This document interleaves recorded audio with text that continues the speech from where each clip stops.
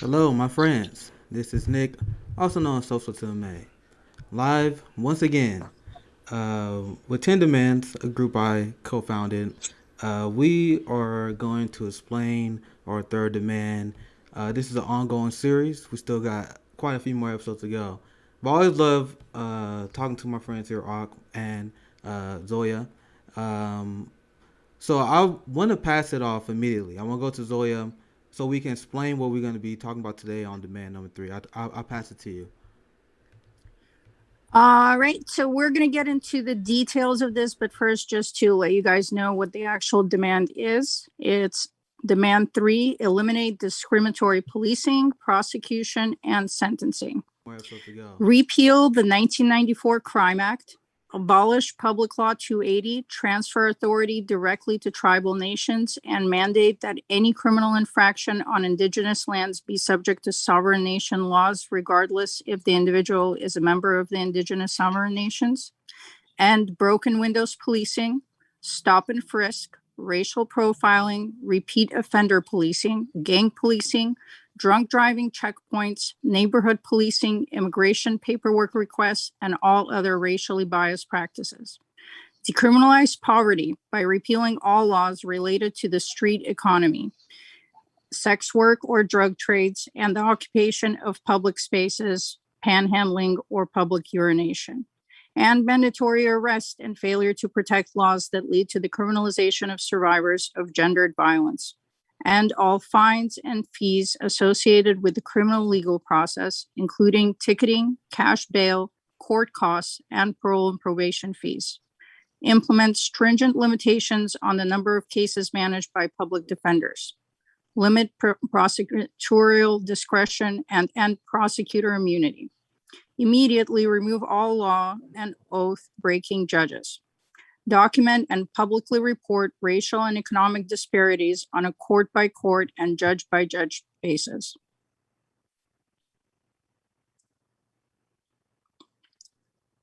That's the demand. And do you have some statistics and insights for us? Yeah, so I'll just start off with how the U.S. police force started. It started off as a racial and class-based patrol. They actually, the first police force in the U.S. was created in 1704 in South Carolina as a slave patrol. Slavery was becoming more profitable at that point after the invention of the cotton gin, which in turn increased slavery ownership. As ownership increased, so did the number of slave uprising and escapees, which is why slave patrols grew in the U.S. South and continued until the end of the Civil War. Famed U.S. military academies such as the Virginia Military Institute and the Citadel were training cadets to apprehend and punish escaped slaves, which traces back to demand number two, the literal militarization of police. Even before the military was involved formally with creating these patrols, patrollers were already heavily armed with guns, bludgeons, and sabers, and were encouraged to use any necessary force possible. This has set the tone for police brutality for the last 400 years. And it's not really even a North or South issue. After slavery was abolished, the harsh punitive laws used against the South directly contributed to the scapegoating of Black Americans. Kind of the first example of broken windows policing, if you think about it, just an atmosphere of unrest and of fear actually creating more crime.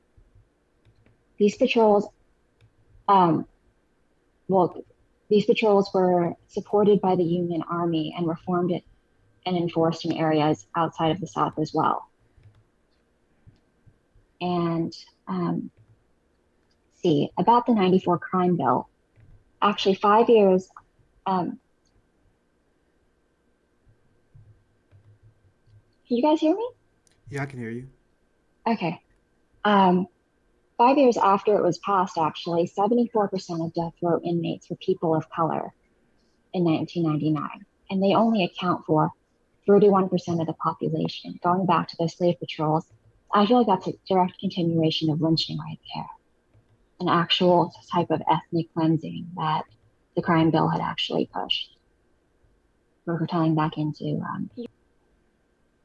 slave patrols and further continuation till this day.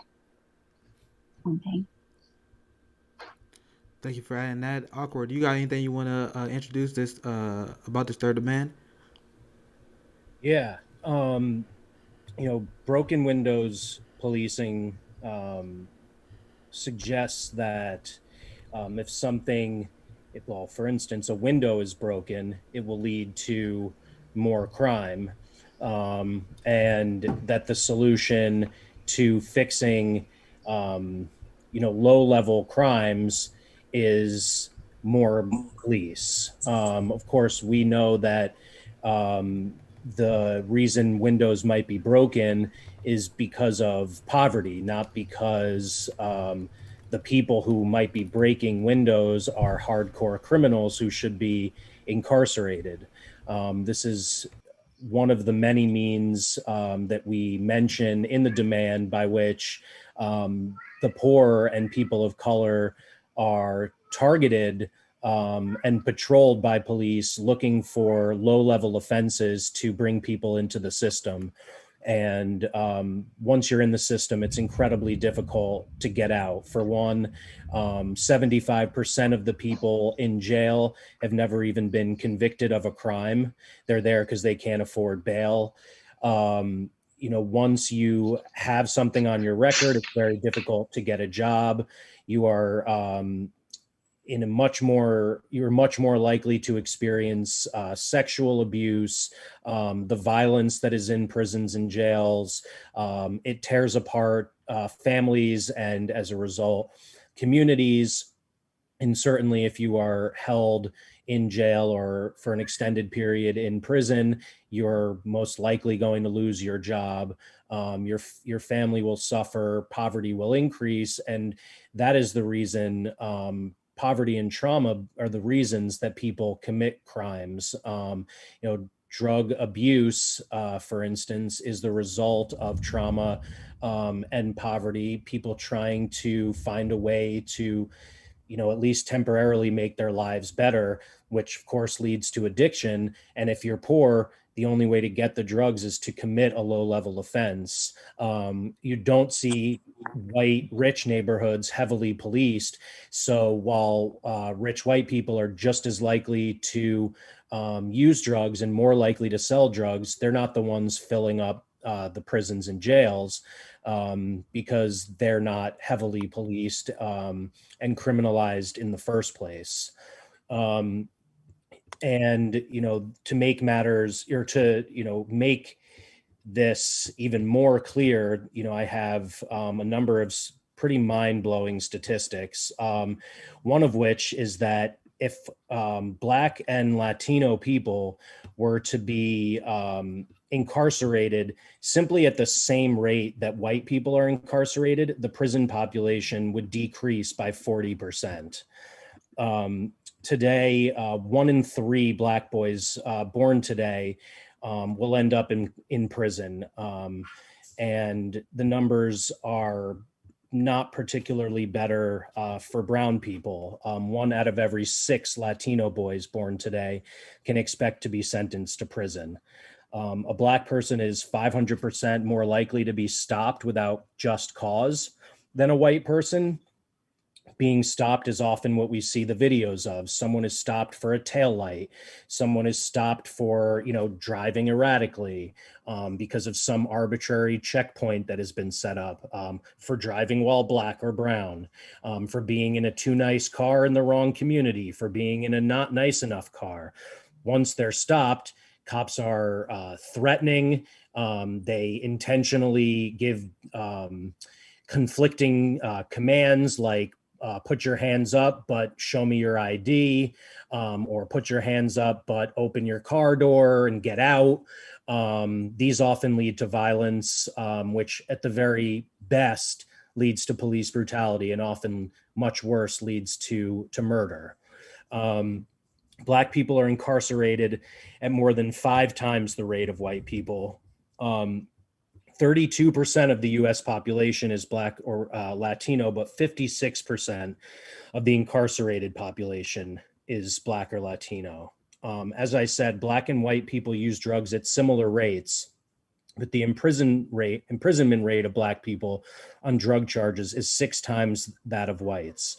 Black children represent only 14% of the youth population, but 32% of those arrested, 42% of those detained, and 52% of those tried in criminal court. When it comes to police murder, Black boys are 600% more likely to be killed by cops.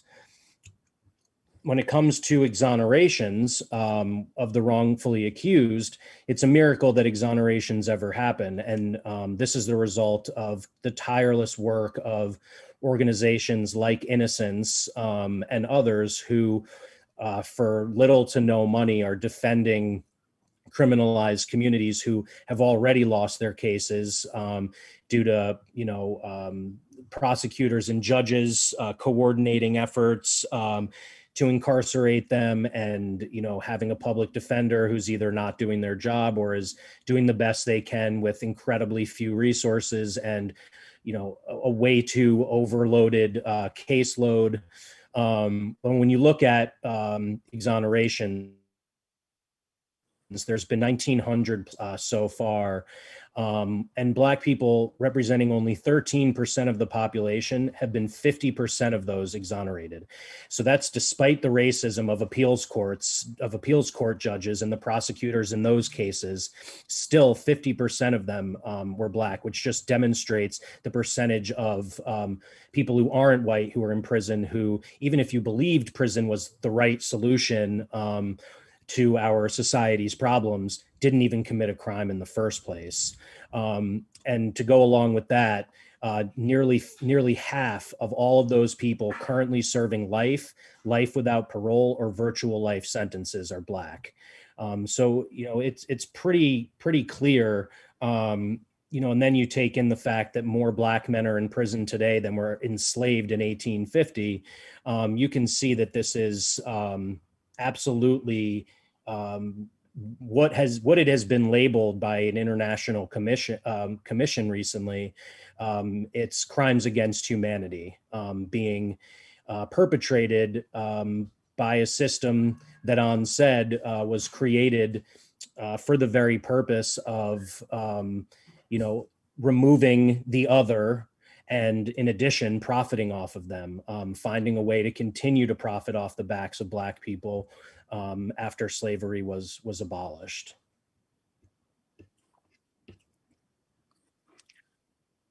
All dropping facts as always. You 100% on point, man. And this is why when we discuss these things, it always make me so angry, because as a citizen journalist myself, I cover the class war, I cover foreign policy, and I cover state violence. And what I think is very important is connecting all these issues, because all the facts that you laid out there, now imagine the wealth that is siphoned from our community because of what you laid out there. Mm-hmm. So I always want to wake a lot of leftists up, and this is how I am able to get class conscious people to understand the importance of our demand here when we asking to eliminate stuff like broken windows policing, stop and frisk, racial profiling. Because when you see the wealth disparity, the racial income inequality gap, and it's worse now than it was in civil rights era, as you guys point out. The reason that is, a giant reason that is, because we are a victim of civil asset forfeiture. They aim for our community to do the broken windows policing. So now there's been studies done that show that Black community are victim of civil asset forfeiture around a 60% rate. And now other studies confirm that you have cops that steal more resources than criminals do. So that's a giant aspect of why Black people are struggling so much in wealth. Yes. That's why I want to connect all this together. Do you guys have anything to add on to that? Yeah, there's more connections as it relates to that too. But first, for those who don't know, explain what civil asset forfeiture is. It's legalized robbery, and it's based on a false premise. The premise is if you are a criminal, and you should not be allowed to profit off of your activities. But there's literally no trial. They just steal stuff from people, and how is that legal? But once again, there's no one to enforce the law against them, so they can just get away with it. And that's why they go after disenfranchised communities, because there have been plenty of examples of where people can just challenge this in court and get their stuff back. But if you are from a disenfranchised community, once this is part of the class war element in which I cover, you are less likely to be able to use the legal system to get your stuff back. And then people, at a certain point, it become not worth it because you end up spending more money on the stuff than what they steal from you. And Yep. I know people personally who've been impacted by this. So it's a giant part of what makes this prison industrial complex immoral. This is a giant part of why it's hard for, if you one of the people that aimed at the most, like indigenous people and Latinos. Cause I speak on the black community because that's what I can speak more on their behalf, but I stand in solidarity with all of them. All of them Yeah. are going through this wealth siphoning that pretty much go to the ruling class. But go ahead, Yeah. Hawk. Yeah, no, 100%. And Give me you one second. know, so in addition to what you've mentioned, which is someone who's labeled a criminal, who may or may not have committed a crime in the first place, the cops being allowed to come in and take all of their belongings. There's also the fact that first off, there's the fact that there's the percentage of those who commit crimes is vastly greater than the percentage of those deemed criminal. The example I gave about whites and black people using drugs at the same rates is a perfect example. Only certain people are labeled criminal and treated as such. But we've all jaywalked, even the most innocent people in the world have broken the law. It's a matter of who you are. That's what dictates, how the law responds to you. In addition to that, there's two other aspects of this. While they're taking money directly, out of the hands of black communities, brown communities, indigenous communities, prisons tend to be built in white communities, in poorer white communities, and in rural white communities. So, for instance, in New York, millions or however many people are arrested. Thousands of people are removed from their communities in urban areas, destroying the economy and the social networks of those communities. They are then brought to prisons upstate, and that provides jobs for uneducated or undereducated white people. And not only that, but when the census is done, the census counts the people who are incarcerated in the areas in which they're incarcerated, not the areas where their families live or where they were taken from. So communities that otherwise wouldn't have any black people, or who would have far fewer total people, are given vastly more resources because they're able to count their prison populations. And then the last part is you add in the fact that it's not just private prisons that are directly profiting off of mass incarceration. State, federal prisons, immigration detention facilities of all kinds, jails, all of them have, profit centers for corporations.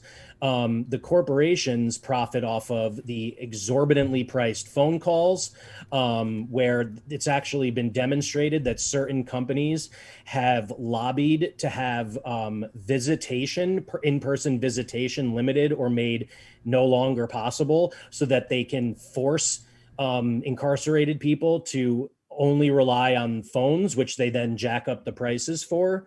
They profit off of the food that is provided, the clothing that is provided. They also have incarcerated people working for 2 cents, 3 cents, 10 cents to build their products. These are the same corporations that are donating to politicians who are making laws to perpetuate this, who are going to pass the George Floyd Act that gives $750 million more to the police, and they're going to celebrate that as a successful reform. And these are the same politicians that donate to the police foundations that empower police departments to continue to increasingly militarize and get away with all types of corruption. My last point, you mentioned stop and frisk. I just wanted to throw out one more set of statistics. Just taking a random year. In 2011, for instance, there were nearly 700,000 NYPD stops. 88% of them were innocent. 53% were Black, 34% were Latin American, 9% were white. I have some statistics on stop and frisk as well. I would love to hear it. First of all, I just wanted to say that it's been ruled unconstitutional by a judge because it decreased the standard from probable cause to reasonable suspicion, and that's unconstitutional because you have rights, and reasonable suspicion ended up targeting minorities. Um, so in 1999, Blacks and Latinos made up 50% of New York's population, but accounted for 84% of the city's stops. Those statistics have changed little in more than a decade. According to the court's opinion between 2004 and 2012, New York Police Department made 4.4 million stops under the citywide policy. More than 80% of those stops were Blacks and Latinos. So see, once we cover Latinos too, now we're at 80%. And this one really was jarring for me. The likelihood a stop of an African-American New Yorker yielded a weapon was half that of white New Yorkers stopped. So that one hit me really hard. Do you guys have anything? Yeah, I mean, so obviously it's just a way to target people. Do you guys have anything else on stop and frisk?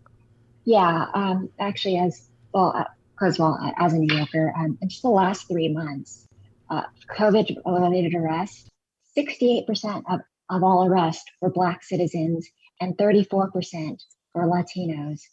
And like we mentioned, Black citizens only account for 25% of our population here, and Latinos only account for 30% of the population, and they are overrepresented right there. And just like Zoya said, even though arrests have fallen, the percentage by ethnicity has remained consistent for the last decade. And in California, it's a very similar trend as well.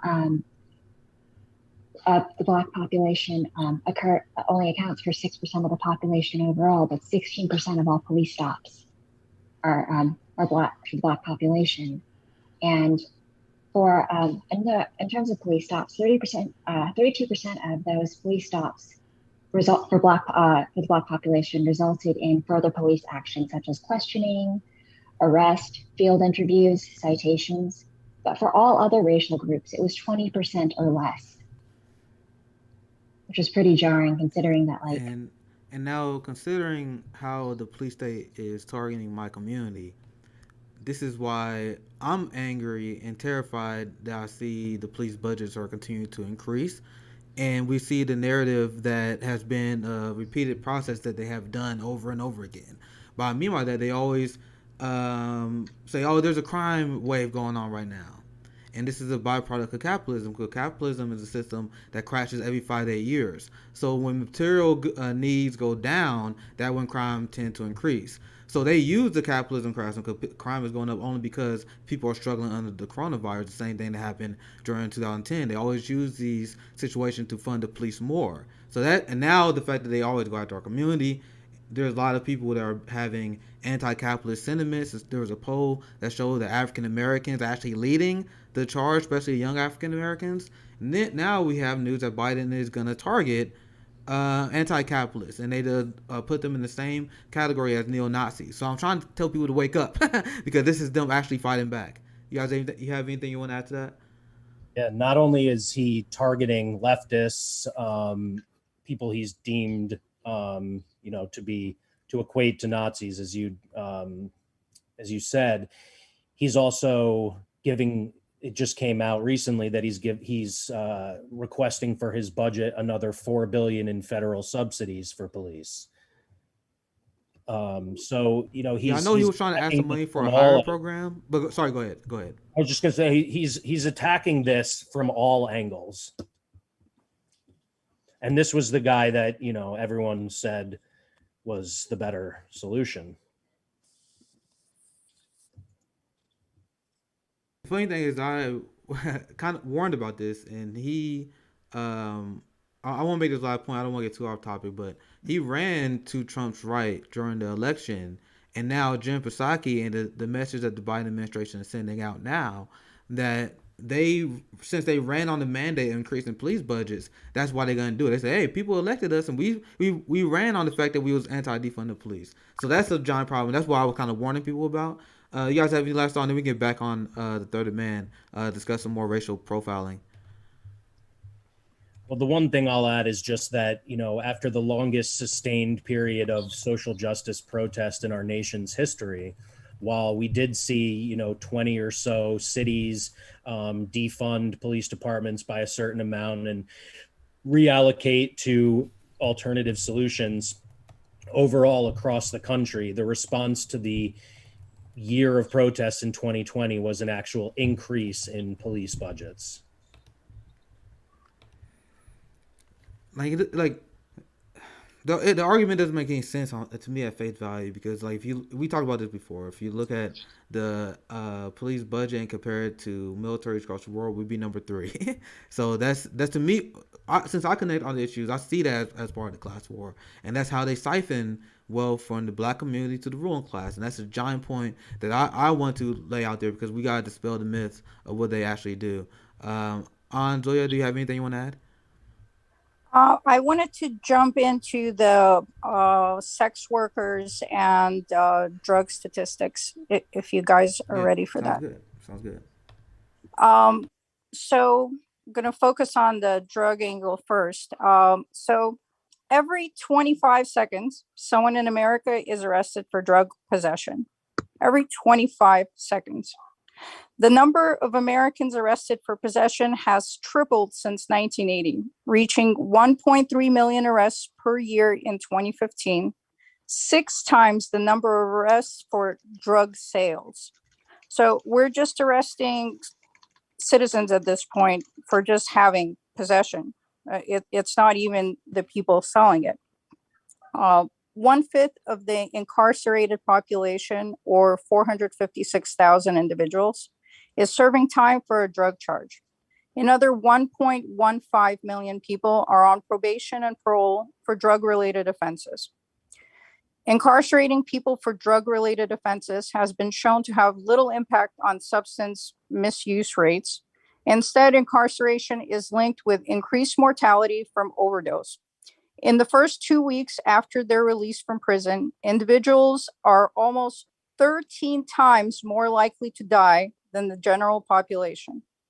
The leading cause of death among recently released individuals is overdose.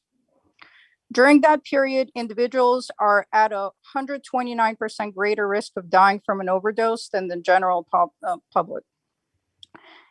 Incarceration has a negligible effect on public safety. Crime rates have trended downward since 1990, and researchers attribute 75 to 100% of these reductions to factors other than incarceration. Racial disparities. Black Americans are 4 times more likely to be arrested for marijuana charges than their white peers.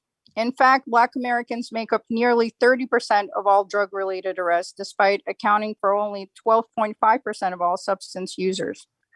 Black Americans are nearly 6 times more likely to be incarcerated for drug-related offenses than their white counterparts. Ak mentioned that earlier. Almost 80% of people serving time for a federal drug offense are Black or Latino. In state prisons, people of color make up 60% of those serving time for drug charges. In the federal system, the average Black defendant convicted of a drug offense will serve nearly the same amount of time as a white defendant would for a violent crime. People of color account for 70% of all defendants convicted of charges with a mandatory minimum sentence. Thank you, 1994 crime bill in Biden.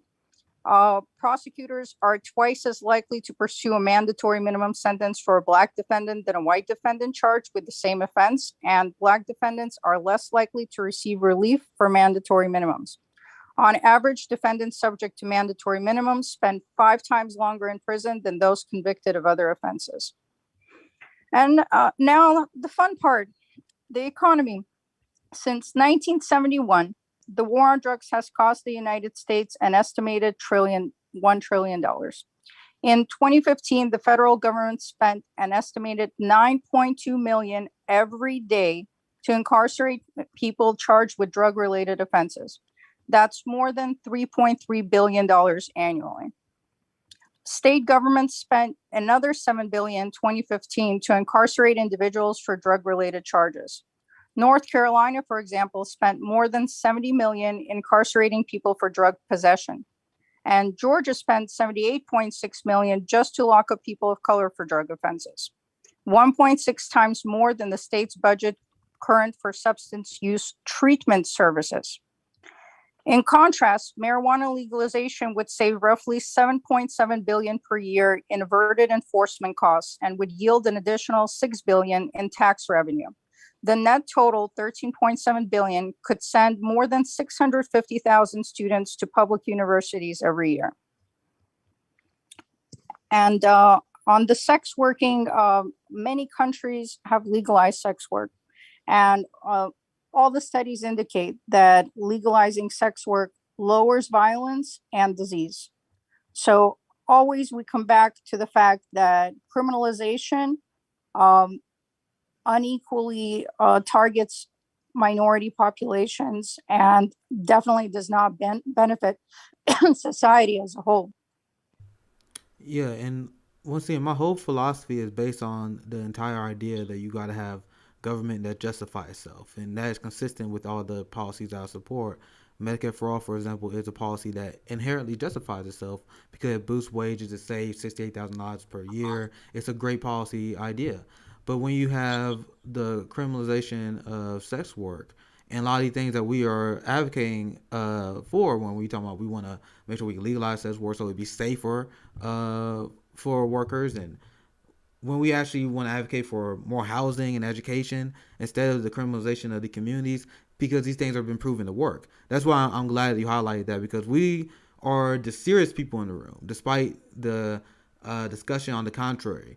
They always want to pretend that people who talk about police abolition are unreasonable, but you gotta flip it to the alternative. The people who advocate for a giant police budget, the people who advocate for civil asset forfeiture, the people who advocate for stop and frisk, they are the ones who are unreasonable. They are the one who have the burden to explain and justify their position, because we have the facts and numbers on our side as you guys laid out.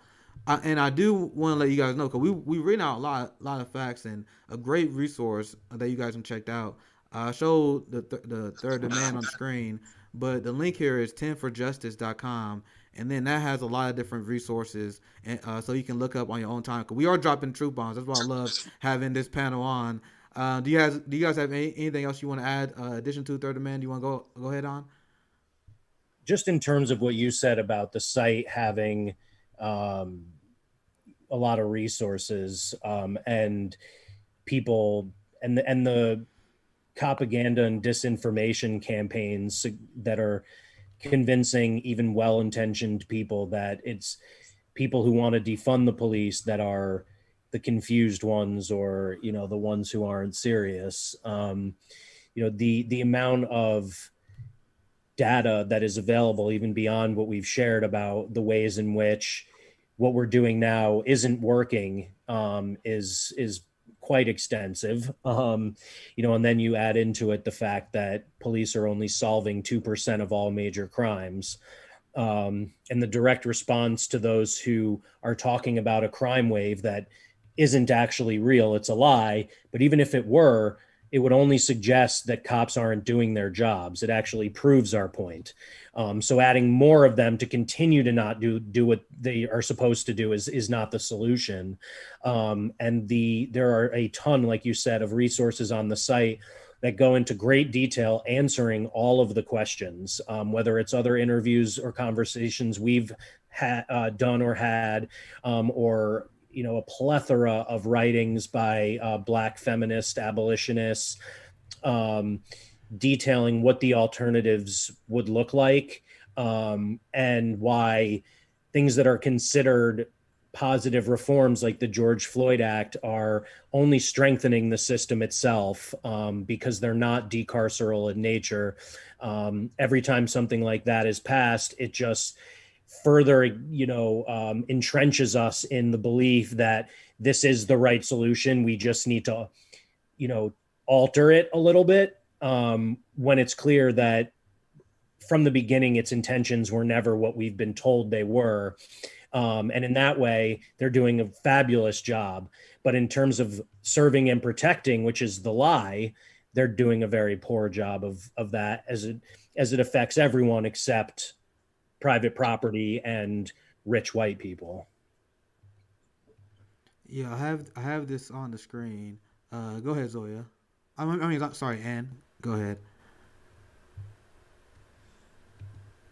You muted. Oh, in But addition to, sorry. I have this here because this is kind of what we were talking about here. I'm kind of proud of myself for making this. I'll be honest, but this is their mindset. And I have stories I was covering on my show where they were trying to push this propaganda that you just were mentioning, Ak. And they were like, giant police budgets are failing to reduce the crime. And then they try to use that as an excuse of why we can't defund the police. It's like, that's the exact opposite. You guys suck. Like, you guys don't reduce crime despite the police budget. This is why we said we are on the right. They are the deeply unserious ones because we actually have the receipts. I just want to share that. But what was you about to say, An? Oh, actually, back to the war on drugs, though. In addition to like our bloated police budget, it actually is a destabilizer worldwide. Because from like 2007 to 2018, 600,000 people were deported on drug use alone. And like many of those people are sent back to their home countries without any resources, without any ties to their family. And most of them actually go back to crime actually worldwide and actually destabilizes their local communities in which they have no actual ties. And that actually is just a death sentence for at least like 50,000 people worldwide when we actually deport people for drug offenses like that. I mean, it's just continued like a lower form of ethnic cleansing, if not like a form of actual carceral imperialism, I guess is the best way to put it. Just wanted to say that it actually is. Well said. Do you guys have anything to add, Zoya, Ak?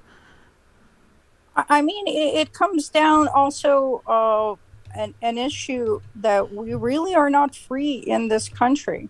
The government is constantly violating our constitutional rights that, people are so hell-bent on saying, Constitution. Well, all of these policies, property forfeiture, stop and frisk, they hinge on violating the Constitution.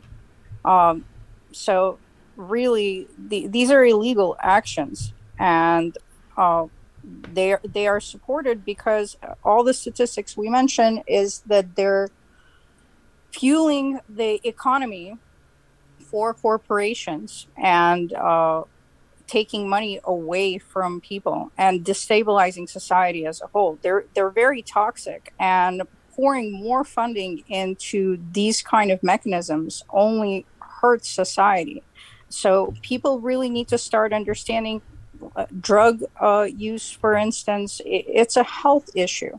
It's a personal matter. It should be between you, your family, and health providers. And this is why Medicare for All and other policies that we push for are all interconnected. And it all comes down to funding social policies that help communities instead of being punitive. Well said, Zoya. And another reason why this demand is so important, and I cover this a lot on my show when I try to connect all the issues together and discussing the class war. And one of the reasons why I tell people why we gotta end the carceral state, because it's part of the class war, and the regressive taxes and fees that are implied on the working class is a part of that. And on demand number 3, I'll pull it up for the viewers. You guys can see. But we are clear here on what the solution is: in all fines and fees associated with the criminal legal processing, including ticketing, cash bail, court costs, parole, and probation fees. And the only thing I have to say to back that up is just the stats that you guys laid out here today. Who are they targeting? They're targeting the poor and disenfranchised communities. So that's a regressive fine on the working class. Yep. A lot of these people are, I'll pass it right to you, Og, but a lot of these people are unjust. They are targeted when they haven't committed a crime, and then they got to pay a lot of fees just to prove they was innocent. So it's always a wealth transfer, and it has to end. But what was the point you about to mention, Og? No, I mean, I was just going to go off that's 100% true. And it leads to the last part of the demand, which is what happens after you're arrested. So we have too few public defenders with too many cases, and then we have prosecutors who are allowed to decide the approach they're going to take with immunity to do so. So prosecutors break the law regularly and don't face consequences for it. They get to decide, what penalties they're going for. And one of the ways that we've extended or amplified or increased the carceral state is through the way that prosecutors function. So what they often do is they take people who are in a dire situation, who can't afford any of this, socially or economically or any other way, and they say, take this lesser charge and we'll just give you probation. We'll give you house arrest. So they're now in prison in their own homes, which greatly limits their ability to go to work, to take care of their kids, to be a part of their families and communities, or they're put in prison anyway on a lesser sentence. And these are people who, if they went to trial, wouldn't be convicted often in the first place. So the probation and electronic monitoring and house arrest and all of these things were at one time considered great reforms to address mass incarceration, only they've done the complete opposite. They've just expanded the network. And then you have all kinds of research documenting the judges who are regularly breaking their oaths, who, some are directly breaking the law, like feeding certain prisons with populations of people who don't belong there. And then there's just the ones who are racist in their decisions on what kinds of sentences they're going to hand down. So that's why it's incredibly important to both limit prosecutorial discretion and prosecutor immunity, actually act on the judges who've been found to be corrupt and breaking the law, and also to document and publicly report the disparities based on race and class, on a court by court and judge by judge basis. This way, the public is aware of what's happening, and those who are doing these things can be held accountable. And it's also one of the reasons why, for my show, the people I've interviewed multiple times now, abolitionists I've interviewed, have, when asked what we can do in our communities to further the cause, multiple times now, one of the answers has been to court watch. So one of the others is obviously cop watching, filming the police, because we don't want them to control the narrative with their own cameras. We want to be the ones pointing it on them, Now not it's them scary pointing because it I actually up. seen some legislation that was pointed out in Ohio where they were trying to go after that, where they're trying to Yes, make it illegal to ban cell phone use, and yep, we gotta find a way to fight against of that. But course. go ahead, Ark. I just want to add that one point. No, that's true. They know that that is a benefit to the public, because their cameras, which police unions lobbied for, is just expanding the surveillance state. They get to point it on who they want to point it on, and you throw in facial recognition, which is racially biased and often incorrect. And you're, connecting it to the NSA, and you're just building, it's a huge civil liberties issue. But when we film the police, we're in control, and they don't want that. But the other part of it is not just filming the police, it's watching the courts, going to the courts and watching to see who is prosecuted, how they are prosecuted, and who is sentenced and how they are sentenced, and reporting back to your community. That's something that anyone can do. This is a public arena.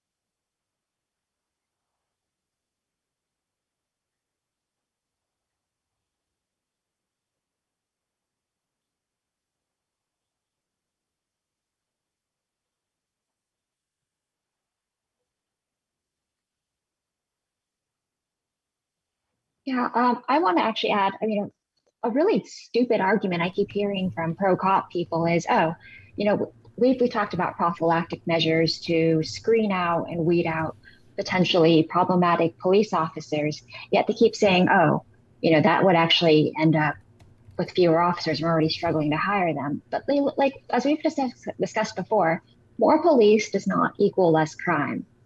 And that's actually something that we need to actually do. We need to actually push our communities, though, to, even though we are going to eventually abolish the police, to actually have screening, like we've talked about, like to actually have proper training and psychological testing and counseling for officers. So we actually don't have racist or classist police, because it's a real classist and racist system that we keep perpetuating. So, because like there's a study from an economist called Mark Hoekstra, at Texas A&M. He screened 2 million 911 calls.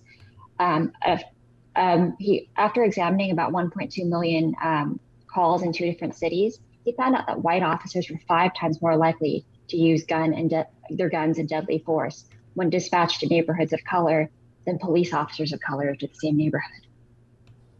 We have an inherently racist system, and like we just keep funding this racist system, and like no one seems to actually look at it that way. They think they're keeping us safe. Yeah, so one thing I always want to talk to more liberal minded friends, they are intellectually inconsistent on this issue. So if you look at how they feel about the drug war and legalizing marijuana, they don't, a lot of them believe we should end the drug war. But I explained before that police budgets was massively expanded in the 80s and ramped up because of the war on drugs. So if you want to end the war on drugs, how can you be against defunding the police and giving them less resources? That's intellectually inconsistent, right? Yeah. Oh, absolutely. And in general, Americans need to understand that we have to respect individual autonomy. What people are doing, whether it's drug use or abortion with their bodies, it's not a criminalized issue. It shouldn't have anything to do with the legal system. And if people do need support where they feel like it's an addiction or a detriment to their lifestyle, they need resources. They don't need to be imprisoned. And drugs find their ways into prison, where people often become only more addicted.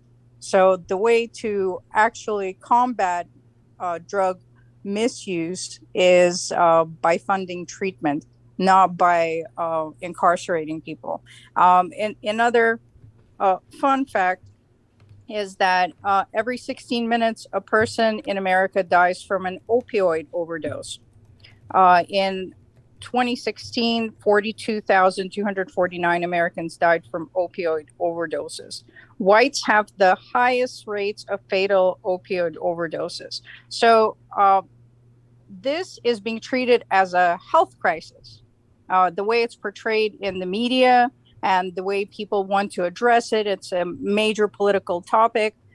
They're calling it an opioid crisis, and that's because it's impacting middle-class America and white people.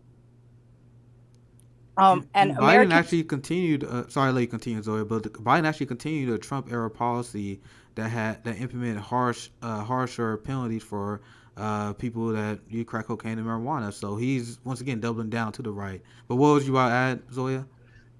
That Americans account for less than 5% of the world's population, but consume 80% of all opioids produced globally. Wow. So 80% of opioid consumption is happening right here. And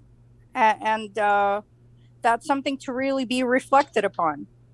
Because if we had a healthier society that actually provided community services, less people would form dependencies on opioids. And this crisis was manufactured. It came through prescription legal drugs, and doctors basically flooded the streets of America. And of course, once people became addicted and they could no longer secure it the legalized way, that's when they had to get it from the street economy. I always go back to corruption once again. Yeah, anything you guys want to add here? I'm gonna stick around, so we can continue discussing more abolition theory. Any last thoughts, Og? Anything else you want to add? Anything you want to plug or promote?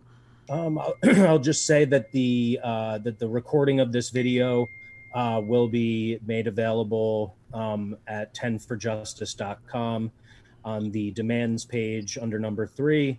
We'll be doing number 4 soon, so look out for that, and we'll share it on our Twitter accounts as well. Yeah, and one thing that Zoya brought up, which is very crucial to my fundamental belief, and I always just say very simple: government must justify itself. And I can outflank a lot of people who pretend they are small government advocates, and I'm like, you actually denying state support. You telling someone what they can do with their body or not. So it's legal for two adults to have sex, but they exchange $10 for it, and it's all of a sudden illegal. You want the police to kick down their door. Listen to what you're saying. Let the propaganda go and actually pay attention to what you're advocating for. If you are advocating for civil asset forfeiture, you are supporting a giant government that has the legal authority to steal from you with no due process. So slow down and listen to what you guys are advocating for. This is why I say you guys are deeply unserious. There's no thought that goes along with it. It's just years of propaganda, years of Western fear that make people irrational about this issue. Because I don't know how anyone can listen to our discussion. We're about almost an hour in. I don't know how anyone can listen to the discussion and still be advocating for giant budgets and broken windows policing, killology. That's just a very popular idea that police force advocate for. It's just like, you guys are unserious, and we got the facts on our side, and this is why you see the tide turn significantly. Despite the narrative, we went from being deeply underwater last summer, and now we got a majority of independents that support the idea of defund the police. Because I told people last year, I said I'm gonna make this argument because we are in the right, and people are starting to realize that. Anything you guys want to add? Yeah. Oh, well, go ahead. Go ahead. No, you go ahead. I'm still looking. Well, okay. Well, I mean, going back to your point, Nick, this is so on the spot, though. I was just thinking about this just now. I mean, also with bloated police and military budgets, all these supposed liberals say, oh, I want progressive policy to pass. The one problem that conservatives always say is, how are we going to pay for it? Well, we keep paying for police and for war. That's why we can't pay for those stupid policies. You can't have those, you can't have your progressive policies if you don't have the money. We could take the money out from this unnecessary bloated for-profit system and actually help the people with it. Yeah, 100%. And we can always look back at history to see how these things work out. Prohibition does not work. We had alcohol prohibition in this country, and the only thing that it did was increase crime. People's use of alcohol actually went up.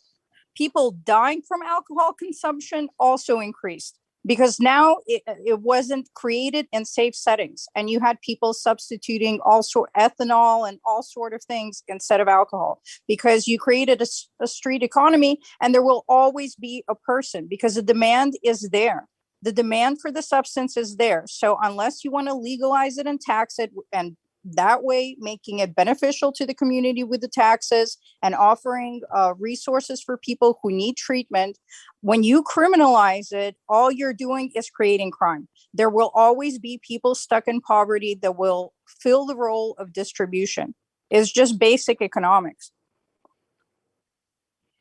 And I'll just throw in response to what Nick was saying, or adding on to it, Data Progress is a research company that has proven the efficacy of its studies. They basically predicted all of the New York City races recently. They had a poll in May that found that a majority of voters across the political spectrum actually want to shift public safety functions from cops to unarmed civil officers, social workers, and EMTs by an 18% margin. That includes Republicans. So it is pure fallacy. It is pure propaganda that is leading people to believe that the slogan "defund the police" is problematic. this is why I love talking to you guys. There's just so much substance stuff that comes through these conversations. We can like bounce these kind of theory back as long as possible. I mean, we're about an hour in. I told you guys Yeah. I still have a few things I wanted to cover. I mean, I'm still down to talk to some more, but I know I still want to be respectful of your guys' time. So, I'm um, I'm in the midst of like a total family crisis. My wife and sister are going to kill each other, so I do have to go. Um, just don't tell anyone I said that. Don't tell either of them I said that. Thank you so much, Oh, Nick, for hosting this. Thank you to Fred Hampton Left for hosting this, and thank you to you guys who joined, as the listeners as well as my fellow co-founders. I love you all. yeah, I absolutely love these conversations, and once again, and you guys teach me a Thanks. lot as well. I always clear about the fact that I can improve and get better at and advocating for these issues. Anything else that you guys want to add or promote, Zoya or Ann, and then I'm gonna move on to some other topics. Well, just another thing to think about. So we covered that 80% of opiate use is happening right here in America, and we happen to be at war with Afghanistan for already decades.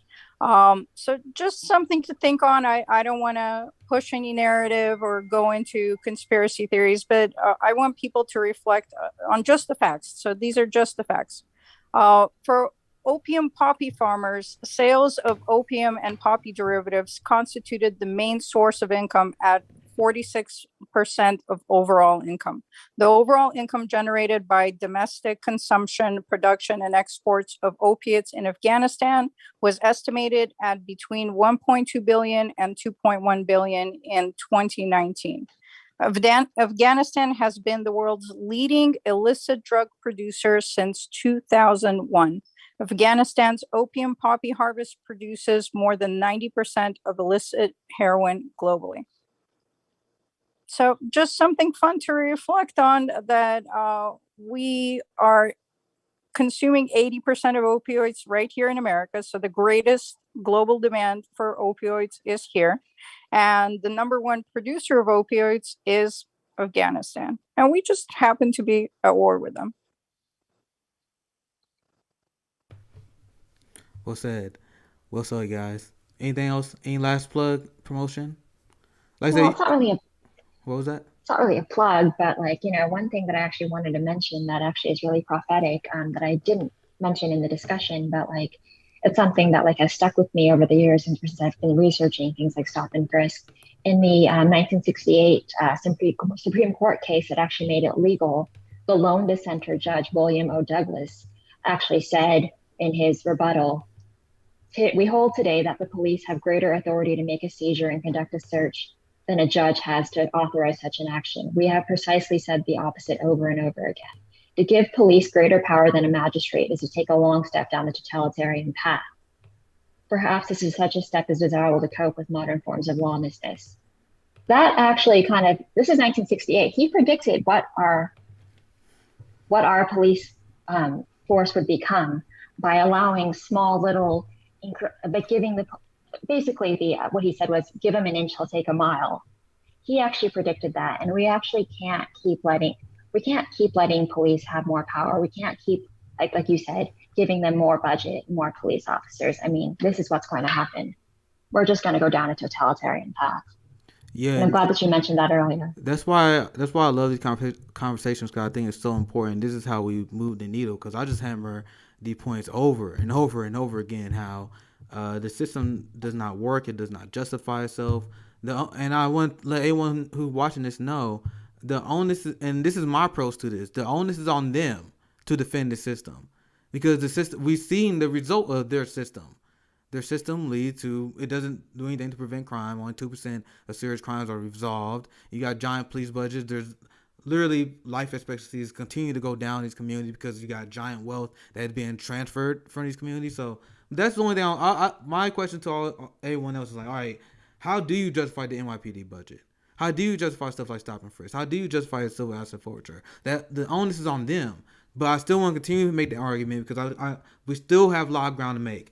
because I have been openly celebrating the ground we have made. Because what other policy have you ever seen gone from minus 35 that was 538 recorded, and now it was plus 55% with independents, 74% Democrats, 1 out of 5 Republicans. Like, this is a massive gain, unheard of gain. Even Medicare for all didn't grow that fast.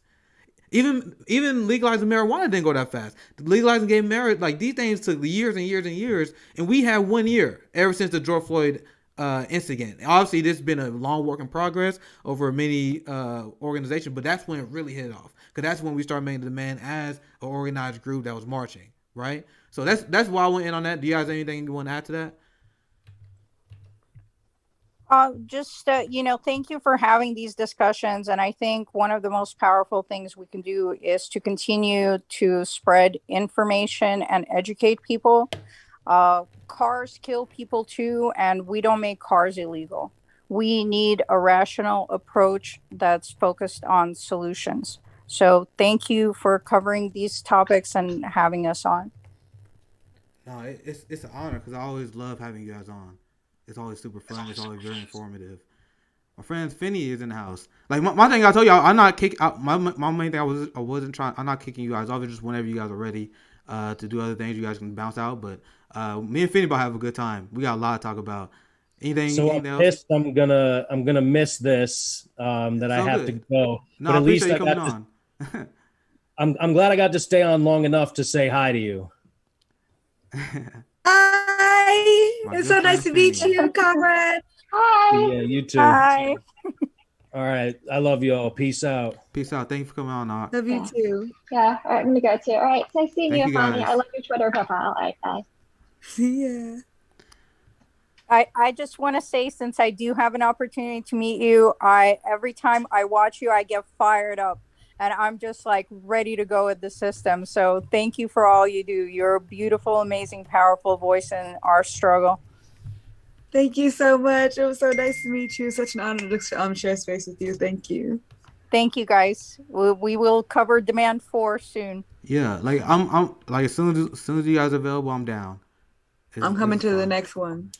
All right. Yeah, because Finney is really good on discussing issues of police abolition. It's something that you've been advocating for a long time, right? Yeah. Big fan of abolishing the police. Amen. All right, guys. Have a good one. We'll see you soon. Yeah, and the people who, like the liberal class who covered the issue of defund the police, they always frame it wrong in the most annoying way possible. You had a lot of the Western left that was responsible for this, who would say, "Oh man, I mean, you guys are making good points, but they're gonna hurt the Democrat chances if you advocate for pro-black issues like defund the police." You got what? Did that gonna hurt the Democrat? You have black leaders saying that. You have black liberals saying that. What's your thoughts, Finney? I know you ready.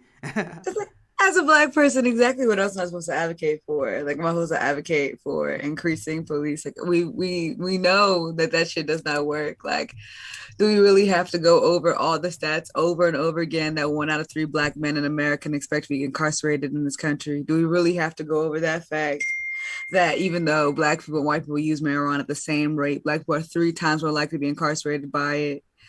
The fact that, black men are far more likely to be shot than pretty much any other demographic group. We want to talk about that. And the only crime that we commit more than white people is gambling. So we can shut all that bullshit up about how we're the violent ones and all that other shit, because white people will be cutting the fuck up. And they still don't get harassed in the same way that we do, because 73% of white people don't have any contact with the police during the year. And that other 30+%, most of those motherfuckers called the police themselves. So they initiated the contact. So I don't even want to hear none of that shit, bro.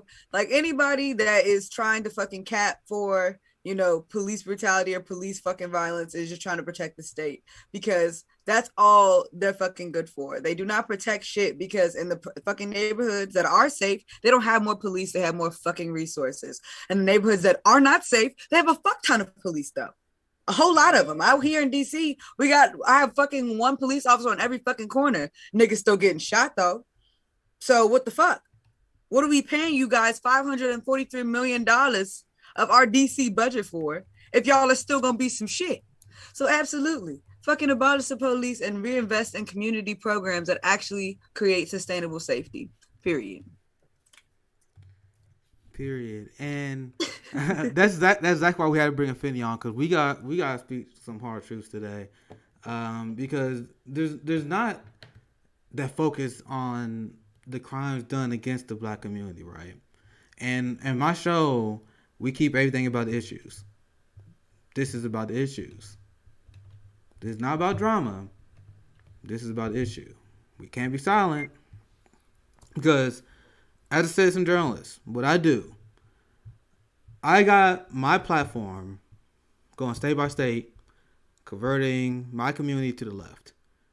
With my platform, I focus on three things: state violence, the class war, and foreign policy. We are going to cover all three in this. Remember, before I get into this is not about drama. This is about issues. Because we got to have a conversation about Vosh. Because I see this video here. This is not about drama. This is about the issues. Because I cover foreign policy. I cover the class war. And there's a giant class divide on the left. And we are smeared as divisive when we call people out for not advocating for our community, for using the N-word and normalizing that, for example. And now we have left-wing imperialists.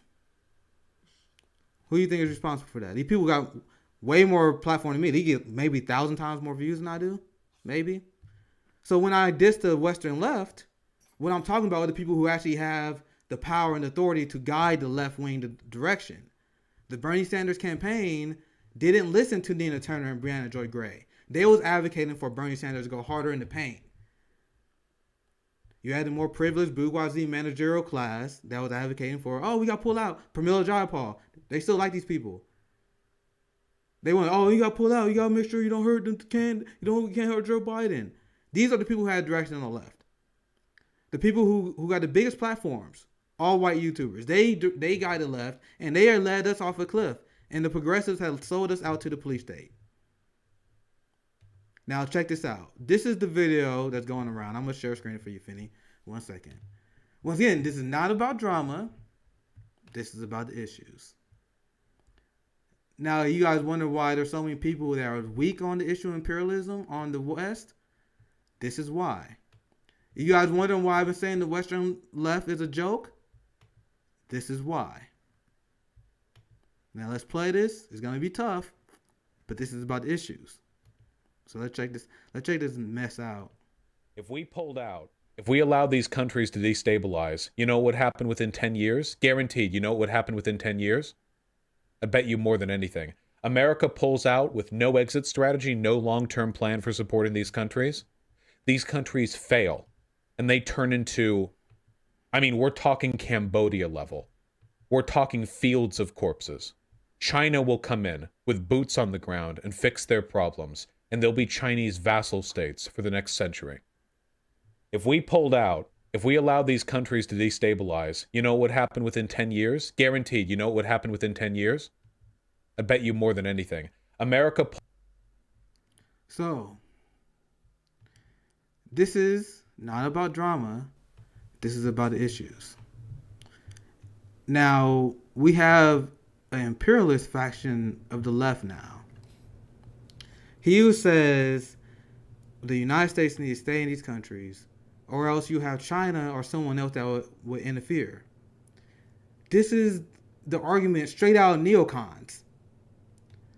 My argument is, I would love a great result, but who gives a shit? It's their decision, not yours. What Vosh is advocating there, he said the United States must force their hand. He must force their hand into the Western imperialist state. If you don't, we got to put sanctions on you. We got to invade your country. We got to get involved in your elections. That's the neocon argument that he's using. So if China comes in and help a country, I'm not advocating for that, but that would be their decision. And people are wondering why there's a lot of imperialist leftists going on right now. Once again, this is not about drama. This is about the issue.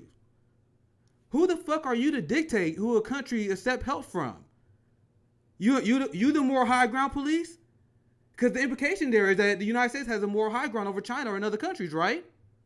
How does that make sense? I want to get your thoughts here very soon, Finney. But the U.S. funds multiple genocides. Biden blocked the UN ceasefire during the Israel offensive on Palestine, so Israel can finish their operations. They were bulldozing homes and committing a genocide. And now they have a Prime Minister, Naftali Bennett, who is to the right of Benjamin Netanyahu, who openly called for the genocide of the Palestinian people in the annexation of the West Bank. The United States just gave them a weapon deal. And you believe that other countries have the moral high ground over us? We funded multiple genocides in Yemen. Voss wants us to stay in Libya. You know what happened when Barack Obama and the United States went in Libya? Shit lib. People ask me, I talk about this with Misty. They said, what is my definition of a leftist? And I am very lenient with this definition. My definition is you need two things. You need to be anti-imperialist and anti-capitalist. He failed, didn't he? Because he advocated for U.S. imperialism because he believed in the Western chauvinism, that we inherently have the right answers. Well, I'm gonna go off. Go ahead, Finney. What you got? Anything you want to add to that? Because I got a lot. Like that's so ridiculous. We have a Western left that is leading a ton of people. Like Voss got a platform that's 100,000 times bigger than mine. He probably would get more views in 5 minutes of his live stream than we probably will a whole month. To be real. And this is what he's teaching these people. He's teaching these young white people that it's okay to say the N-word. That now people are like, why are all these people saying the N-word? Because they got giant platforms. Cal Galinski got a giant platform. The Humanist Report, Rational National, they blocked me and unfollowed me because I called out a fucking racist Nazi who was racist during the Trump years. They said, oh, we gotta fight against MAGA, we gotta vote against Trump, we gotta support Jim Crow Joe because the MAGA and the right wing is racist. Meanwhile, we got white allies that are saying the N-word in Africa that need to be, they said Africa needed to be gentrified in 2017 while Trump was in charge. And you guys want black leftists to ignore this. Are you serious? You want us to stay silent on this blatant anti-blackness, on the sound of, and regarding Voss, him and his whole white crowd was very happy when Voss told me that black people need to vote for their oppressors. Now what's happening? You got the state that's literally targeting socialists, increasing the state that will go after the black community. That's who he advocated for. What's your thoughts, Finney? I would just like to say, number one, like, again, I am not trading my humanity and my existence to work with any one of you motherfucking white leftists. I don't give a fuck how big your platform is. I don't give a fuck what kind of political power you may have or what access you have. Fuck you and your access. The only power that I want to access is the fucking power of the fucking people. I don't give a fuck about any of those fucking politicians. That's number one. Number two, America is not fucking exceptional. Like, period. America is not exceptional. America is not right. America is not moral. America is a white supremacist, imperialist ass, genocidal ass country. Period. Like, we are no longer gonna sit up here and pretend like we're doing anything toward like close to protection or stabilization in these in the fucking Middle East, because we are absolutely not. We are like Nick said, we are funding fucking genocide. We are giving money to Saudi Arabia, who, by the way, they're apparently the ones that are behind 9/11, right? They were the ones behind 9/11, but we continuously give them money and weapons. And we continuously go and continuously go to their country and legitimize their fucking government that literally oppresses women. But we are the ones that have the moral high ground. Get the fuck out of here. All the money that we spend bombing the Middle East, we should spend that rebuilding their fucking infrastructure. We should spend that, supporting their governments and not interfering with that shit. Not no military shit. Repair them. Run them their coin. All that money that you invested into bombing them and drone striking and all that bullshit, all that extra coin y'all spent, make sure that y'all cut that same check to help them rebuild all the buildings that y'all fucking tore down. Make sure y'all cut them that same check to make sure they can fucking have clean drinking water. Cut them that same check, y'all. Like, so anybody that fucking advocates for imperialism, you are like, there's no fucking way you're a leftist. There's no way that you believe in human rights, because you cannot sit up here and tell me You cannot tell me that you think a Black Lives Matters if you don't think that all the fucking lives matter over there in the motherfucking East, where we have destroyed their countries. Over in Palestine, where we are continuously supporting governments that are fucking committing genocide and displacing them. You cannot tell me that you give a fuck about Black people. And I know you don't, because if you say the word nigga, fuck you if you're white. Period. Full stop. Block me the fuck back. And what they will always say, and this is why Voss is a joke, and this is why we gotta call him out, because their argument is like, oh, he debate right wingers, and he literally responsible for getting all these right wingers to not be racist. This is how much of a joke the white Western left is. They think that they turn someone anti-racist because they voted for Jim Crow Joe. How does that make sense? They're like, hey, I convinced someone to vote for Joe Biden, the author of the crime bill, the fucking racist who funded multiple genocide. I killed them of the racism. They still believe it's okay for them to say the N-word, right? But they're like, oh, we're not racist. We voted for the Democrats. They're fucking clowns. They're clowns. And then we actually have real Black issues when we call for reparations. They're like, oh, we can't advocate for reparations because it's divisive. Once again, they always put the Black issues on the back burner because they don't care. At best, they want to save a little bit of money on healthcare, if possible. Only if possible. They don't want to push their politicians. They'd rather have their club, right? Now going back to the substance of the issue, because this is not about the drama. This is about the issues. Talking about, oh, you can't have China coming in. Vosh says. Look at the comparison here. And I got out for the screen. I'll read it out for you, Finny. You can't see it, but the audience can.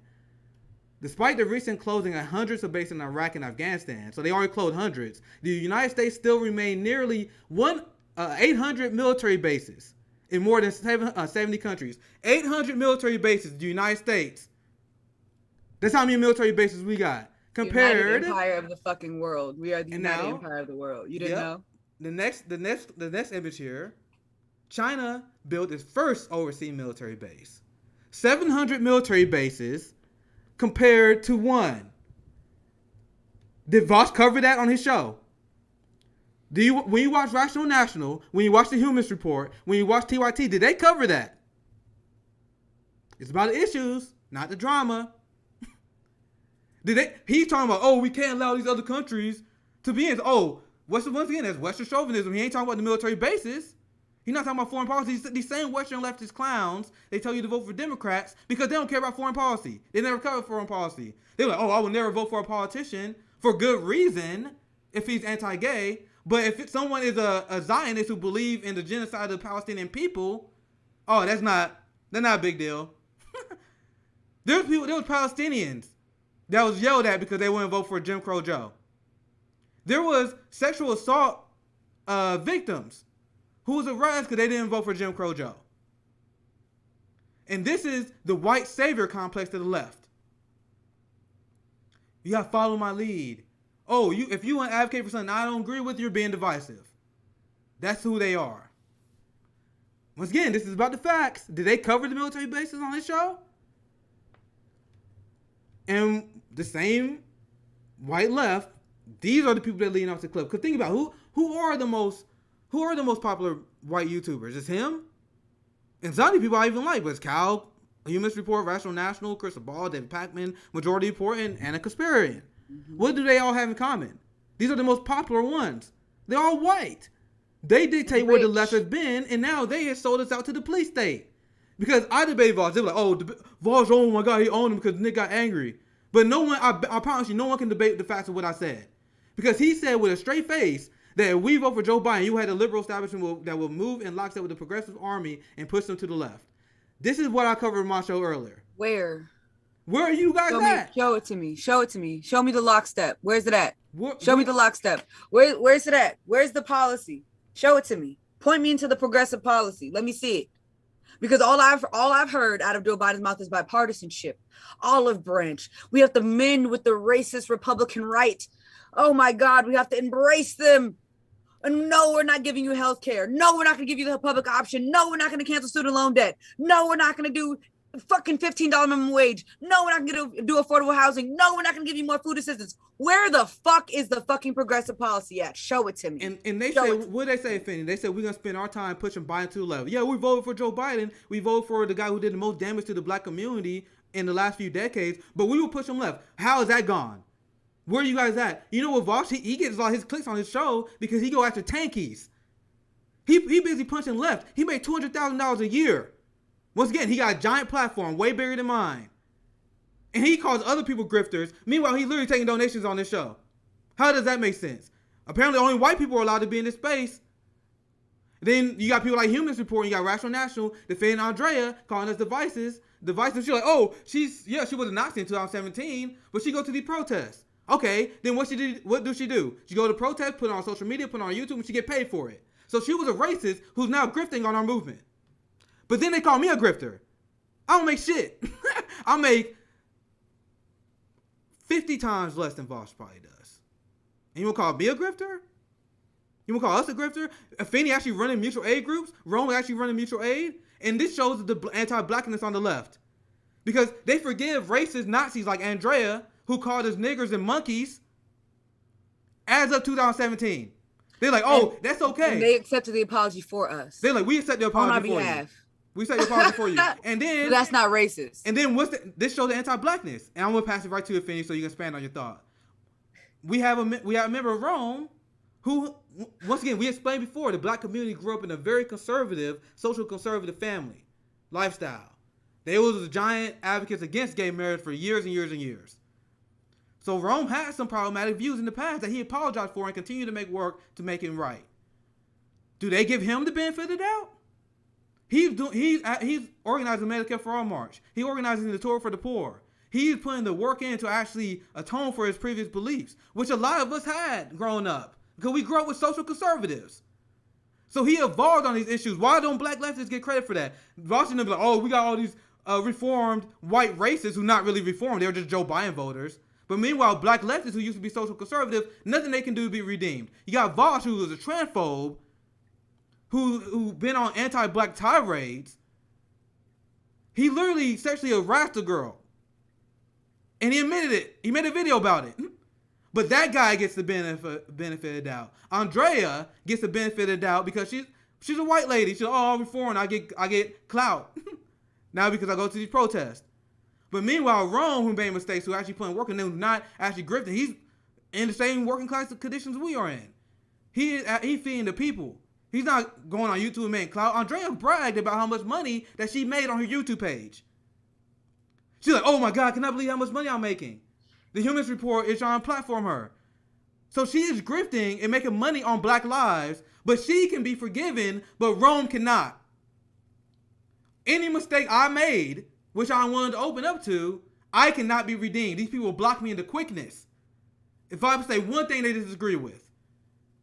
This is why I don't care about you anti-solidarity white leftists, because they quick to block me over any small disagreement. But my comrades like Affinity, Rome, FHL, we are in this together to learn and grow. They don't care about that. They want to censor and they want to attack the black left. You got people like Suki Mom who only go after black people on Twitter and people of color. And then people like, oh, you gotta have unity with us. Fuck your unity. I want solidarity. There's none being shown. None being shown. And then we are called as divisive for pointing this out. By pointing out the racism and to point out, like, Vosh believes he actually converting people. He actually think he converting anti-racists. You are not converting anti-racists. You're turning them to Vosh fans. Because these are people that would offend you for saying the N-word. Not that big of a deal. They still say it. This is what they say on stream. Imagine what they say in private. You guys want us to give you the benefit of the doubt? And people were mad at me because I said I'm willing to work with anyone who's a conservative, because I say that because I don't give you the benefit of the doubt. Just because you're a white leftist don't mean you're not racist. So I gotta do these calculations in my head. Like, okay, I guess you're fighting for Medicare for all. So you might not be not racist, but at the same time, he was against forced to vote. He was against any fight against Medicare for all. So I'm like, oh, you're not for the policies that forward my community, but I'm supposed to give you the benefit of the doubt not being racist. But I'm supposed to be automatically like, I won't talk to anyone who's a right winger. That doesn't make sense. You sound like fucking John McCain right now. And I'll pass it right to, I'm going to give your thoughts to Finney because he made a video. This, once again, this is not about drama. This is about the issue. I'm responding. Because he actually did a response video to us talking to Jimmy Dore before. And I'm like, I'm not about the drama, so I didn't respond. But since we're on the topic, he said Jimmy Dore is a sinker right winger who wants us to fold our beliefs. So he lying to his audience. He said he wants us to fold our beliefs to right wingers. He never said it. I asked him what's on the show. He wants the people that want to work with Medicare for all and in the wars. Meanwhile, he smeared Jimmy Dore as a right winger. He smeared us as sinker right wingers. And he is sounding just like John McCain, Steve Bannon, Mike Pompeo. He sounds like them on foreign policy. We just played the clip. Do you guys need to see it again? He literally used the same right-wing neocon talking points on foreign policy, but he want to say we part of Red Brown Alliance. That fucking bullshit conspiracy theory. But what's your thoughts, Finney? I would just like to say this, like, you know, solidarity comes at the sacrifice of your comfortability, white people. Like, you cannot have your fucking cake and eat it too in this liberation movement. That's not how the fuck this shit works. Okay, like we are all learning and growing as we go. Like even me as an abolitionist, like I understand that abolition is something that I'm learning every day. I'm imagining that every day. As organizers, we are organizing around these ideas. We're coming up with these ideas. We're doing this research behind the scenes, you know, that trying to figure out like what the best possible thing to do is for the community, not based on what the fuck we think, but based on what, you know, the community thinks. And the fucking problem is y'all are not willing to give up your spot or your privilege or your access to the same power that is oppressing us. I'm tired of trying to get access to the same power that is oppressing me. I don't want to have access to them motherfuckers. You know what I want? I want to have more people like me actually representing me. I want to have more people like me doing mutual aid. I want to have more people like me talking about issues that actually help my community. I do not want to continue to have fucking stupid ass drama-filled conversations. I do not want to continue to have to check leftists on what left policies actually look like, because there's just no fucking way in hell you can tell me that it is slightly okay for us to ever been in the Middle East, but especially in 2021, for us to have a single fucking military base in any of the Middle Eastern countries is just a show of just fucking pure power and greed. And that is nothing more, nothing less. And we are sacrificing so many fucking lives for the American exceptional dream. And exactly what the fuck is that? When 46,000 bridges in America are structurally deficient in the richest country in the world, children are fucking starving. 1 out of 6 children are starving in America. But, you know, this is the richest country in the world, right? What the fuck are we giving up in order to fucking occupy and fucking settle in these fucking territories and these sovereign countries that we have no fucking business being in? What exactly are we gaining here? And if that is something as a leftist that you are fucking missing, if you are missing that very important part that we are investing more money in killing people than we are fucking investing in saving ourselves and saving whatever is left of this bullshit ass country, then you, my friend, are a fucking grifter. You, my friend, are a fucking fraud. You, my friend, are a fucking liar. And there's no fucking way I want to be in community with anybody that doesn't believe that my existence or the existence of other marginalized people that are being terrorized by this fucking government don't deserve their sovereignty and their right to self-determined fucking nation. Ooh, that's exactly what we need here. Now, once again, I still got plenty to say. Say play it again, because we got plenty more people watching now. Because once again, this is not about drama, this is about the issues. You guys want to see it again? We are making ground here because Jen Peralman, I like her. A lot of people criticize her, but I like Jen. But she has been very sympathetic to Voss. She platformed them among many other people. But even she had to call this out. So we didn't watch it again. So you guys wonder why I'm going after him. It's not about drama. It's about the issues. This is why we are doing this. Because I cover foreign policy, state violence, and the class war.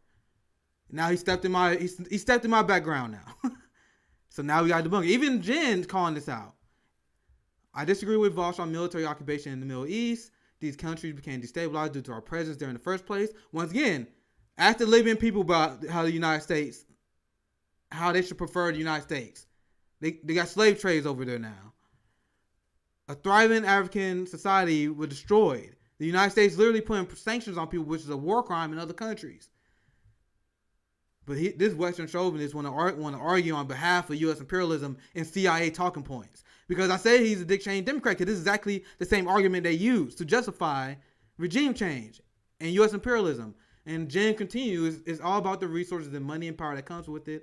He don't even understand that. They don't cover that on Vosh's show. They just cover the damn tankies. Damn tank. If Fred Hampton, who was a Marxist-Leninist, by the way, the MLs that he always beef against, if he was alive, he would be smeared as a tanky. Malcolm X be smeared as a tanky by these people. And you guys wonder why I don't like him?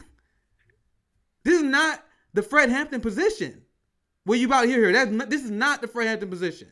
Let's listen to this one more time. So you got the new Chinese vassal states for the next. This is ridiculous. If we pulled out, if we allowed these countries to destabilize, you know what would happen within 10 years? Guaranteed. You know what would happen within 10 years? I bet you more than anything. America pulls out with no exit strategy, no long-term plan for supporting these countries. These countries fail, and they turn into, I mean, we're talking Cambodia level. We're talking fields of corpses. China will come in with boots on the ground and fix their problems, and they'll be Chinese vassal states for the next century. Once again, if we pulled out, if we you allowed can hear these Tucker countries to Carlson. destabilize, you know what happens? Close your eyes. You can just listen. You can hear Tucker Carlson and Yeah. Laura Ingraham talking to you through this fucking screen. Real live. That's exactly That's what the that shit same sounds like. argument that the neocons use. This is the same argument neocons use, guys. Once again, you bring up China because he punches left. China got one military base compared to our 700. Is they responsible for the destabilization of the Middle East? Are they responsible for the destabilization and destruction of the global South due to neoliberalism? Does Vosh talk about it on the channel? I doubt it. Let's continue. It's going to be hard, but we only got 25 seconds. Within 10 years? Guaranteed. You know what would happen within 10 years? I bet you more than anything. America pulls out with no exit strategy. Oh yeah, I think I already played it on a loop. I think I already did. Maybe I think no I did. long-term plan for supporting these countries. Just close These your eyes, countries guys. fail, and they You can- turn you can hear into. Fox News playing in the I mean, background. we're talking Cambodia level. You can we're hear talking your racist fields of corpses. grandpappy. China will saying come it in over a with fucking boots on the Coors ground Light. and fix their problems, and they'll be Chinese vassal states for the next Because century. what the fuck? What the fuck is the difference between him and Fox News right now? Like, what's the difference? He won that Like, MSNBC contract, I guess. Like, what's the difference? Like, they said, remember, they said they're going to drag Joe Biden to the left. Joe Biden and the Democratic Party dragged out to the right. You repeating fucking Tony Blinken talking points. You guys got outmaneuvered and outplayed by Nancy Pelosi, Joe Biden. And this is why they focus on punching left, because they know they are inherently wrong on this. What do I mean by that? What do I mean by that? Because their argument, now once again, this is about the issues, not the drama. They said if we back Joe Biden, we can push the Democratic Party to the left. They haven't done that. Not only have they not done that, you have AOC, which he loves. Vosh is a big supporter of AOC. She tweeted about Medicare for all one time since like January 20th. She's a good little Democratic Party operative, isn't she? Because you don't not shift the Democratic Party to the left, they shift you to the right. And I covered this in my show before. We are back to the substantive issues here. This is why we are talking about this. Now, you can't see this, Finney, but I got it with my people. I'll read it for you. This is what the Biden administration is using to justify giant police budgets. They said the president ran on and won the most votes of any candidate in the history of the platform of boosting funding for law enforcement. After Republicans spent decades trying to cut the cops' programs. So what did I say? So once again, the same Vox fans who are so shallow, they be like, oh, I can't believe Vox got Nick mad. He did so great in that debate. He said that we're going to push them left. But meanwhile, the Biden administration, and I want to get your thoughts on Finney real quick before you drop what you're thinking. Because the Biden administration used the fact that they're folded. They used the fact that the progressives folded. That Vox got people to campaign for Joe Biden. And then I asked him, like, what's the long-term plan? If Kamala and Pete Buttigieg win in 2028, do you support them? He said yes. So the progressives sold us out to the police state. Right, Afeni? You know, like honestly, are you surprised that Jim Crow Joe Biden? Are we surprised that he ran on raising fucking police budgets? No. But why did Joe Biden win? Because the last time I checked, back if we scroll back to the primaries of First Super Tuesday, Joe Biden was doing very poorly, as was Kamala Harris and the rest of, the motherfuckers. And guess who was leading? Bernie Sanders. And guess what Bernie Sanders was running on? Cutting back all these different things. And he didn't explicitly say defund the police back then. But when you talk about reinvestment in community programs, most of the time it means you have to cut back somewhere. And the biggest parts of most city budgets are police and public safety budgets. So where the fuck else would that money have come from in retrospect? Let's be real here. So why did Joe Biden win? Because Barack Obama waved his magic hand over the DNC and everything else. Because fucking Donald Trump was a fucking fascist, and he was literally, outside of all of the effective shit that he did within his administration for his base, he was the worst president of all time for anybody that is black, brown, or of any type of trans or gay, period. And we know this. We know this. That is literally the only reason why Joe Biden won. Not because he was a good candidate, not because his policies were good, not because his policies were popular. It was literally because, yet again, the Democratic Party fucking swiped everyone to the side, and yet again, fucking so-called progressives, so-called people that say they fucking support our cause and support our revolution are telling us, well, you have to just vote for this person. You just have to do it. You can do this. And then we're watching the Overton window get yanked to the right. Every day, more and more. And people like, all these fucking white leftists like TYT, the Humanist Report, Sam Cedar, fucking Emma Vigland, all them hoes, all them motherfuckers are fucking complicit in this shit, because instead of holding these motherfuckers accountable, these motherfuckers are the politicians right now. I know I say motherfuckers a lot. The politicians are not being actually held accountable. The squad are not being held accountable. The fucking Congressional Progressive Caucus is not being held accountable to actual progressive policies. And these are the people that say that they're running on human rights. Well, if you fucking give a fuck about my human right, if you fucking white leftists that dominate, that dominate all this shit, as far as like the media is concerned, on the left, if y'all actually give a fuck about human rights, then start talking about them. Start framing them. Bernie Sanders was the messenger of liberatory politics, and he left a lot of shit out. He was not the author. AOC is not the author of liberatory politics. The people are. And we know what our liberation looks like. So it is up to us to actually hold these motherfuckers accountable. So when you have white leftists that fucking feed into conservative fucking bullshit, when you have white leftists that actually feed into and fucking continuously lean to the right, you are doing a huge disservice to our movement by co-opting our language and fucking not even fucking meaning that shit. You don't even fucking actually mean that shit. Then why are you saying it? Go ahead and just come out as a fucking liberal already. Say that you support imperialism. Go ahead and say that you support big police states and that you're a little bit racist. At least then we'll know that you are who you fucking truly say you are. At least then you could be like an Anderson Cooper or one of them motherfuckers and make all this fucking money. But get the fuck out of our fucking way. Move. And people, Sean, this is not left and finding. This is what I want people to understand. The divide on the left has been based on one simple thing.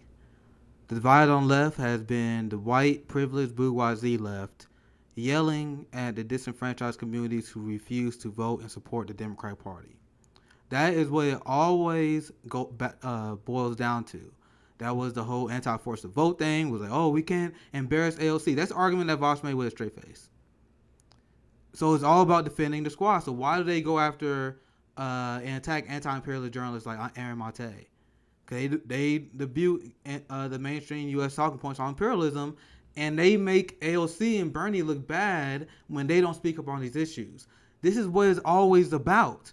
So there has been a trend that I've seen. I talk about this with Misty, where you have leftists who smear Julian Assange and his supporters. For example, they smeared them as Assangists, doing the talking points and what the CIA would love for them to do. Why are they doing that? They are doing that because when I criticize Bernie Sanders and AOC and the squad and the Justice Democrats for being weak on the issue of Julian Assange, that's a very legitimate criticism. So in order to fight against that, they got to delegitimize and they got to smear anyone who advocates for Julian Assange as Red Brown Lions, Nazbull, Secret Fast. And now, once again, look at the power dynamics there. You got a rich white boy who makes $200,000 a year smearing working class black people who are standing up for the First Amendment as fascists. How is that not problematic? You guys don't even see the class dynamics there. All the famous white YouTubers I just laid out, they all millionaires. They all make hundreds and thousands of dollars a year. I'm just a citizen journalist, live in poverty. We all are. We all struggling, right? Then they smear us, and they smear my friends like Misty. They smear people who are advocates for Julian Assange. They're like, oh, they're grifters. They're grifters for actually advocating for an issue. Meanwhile, you advocate for the Democratic Party, the biggest grifters of all time. What's the biggest grift in the CCC? What's the bigger grift in the Lincoln Project? You guys ally with these grifters. You ally with the people who are making a ton of money getting you to fundraise for these campaigns. They hired DNC and consultants because AOC got elected. She had a lot of socialist activists that I know who I'm mutuals with. She let those people go and she hired DNC insiders.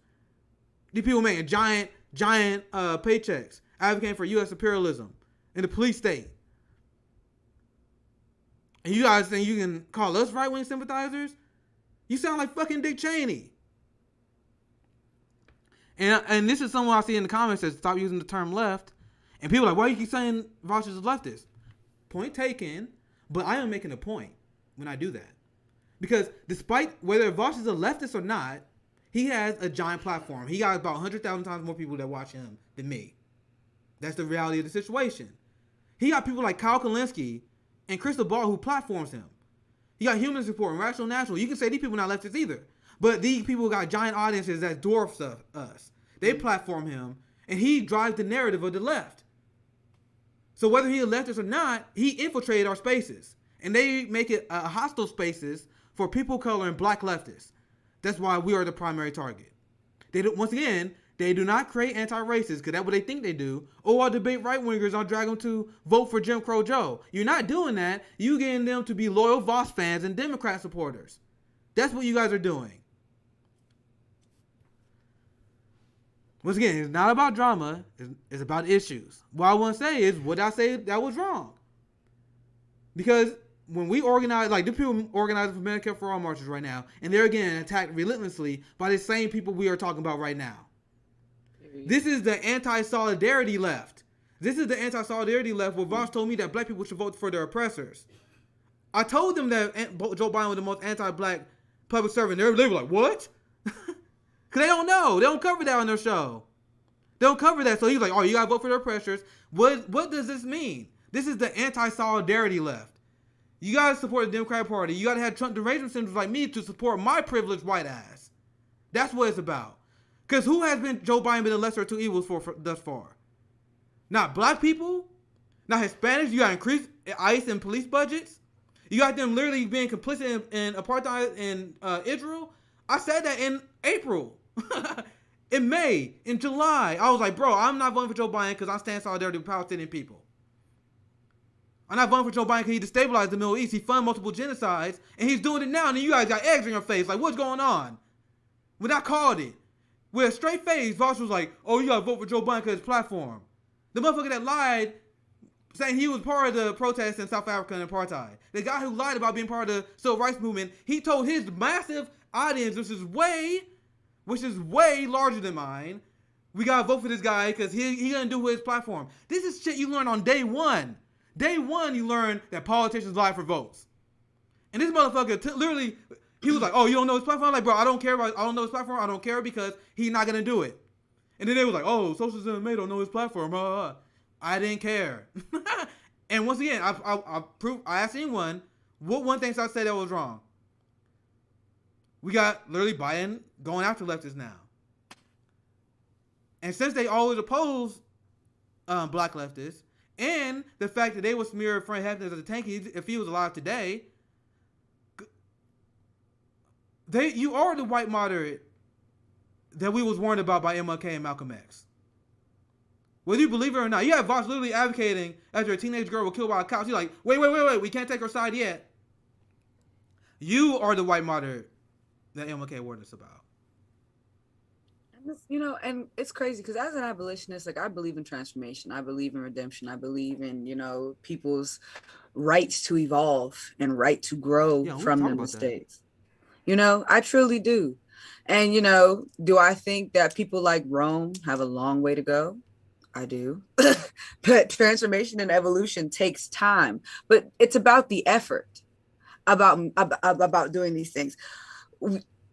Exactly what have y'all white leftists done to really check your whiteness and fucking acknowledge your privilege in the space that you take up in a liberation space that is supposed to be for Black and Indigenous people, that it's supposed to be for queer people, for trans people, for non-binary people, people that are not living in the same amount of privilege that you are.